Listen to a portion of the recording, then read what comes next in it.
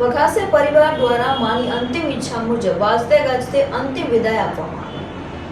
અમરેલી જિલ્લાના જીથુડીમાં 105 વર્ષના માજીને વઘાસિયા પરિવારે વાજતે ગાજતે આપી અંતિમ વિદાય।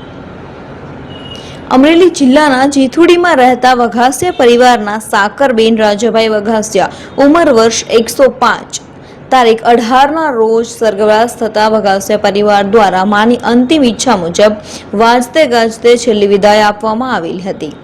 આ સ્મશાન યાત્રામાં પૌત્રી તૃષાલીબેન દ્વારા પોતાના દાદીમાને મુખાગ્નિ આપવામાં આવેલ હતો। સજળ નેત્રો સાથે પરિવારજનોએ સાકરમાં ને ભાવભીની વિદાય આપી હતી।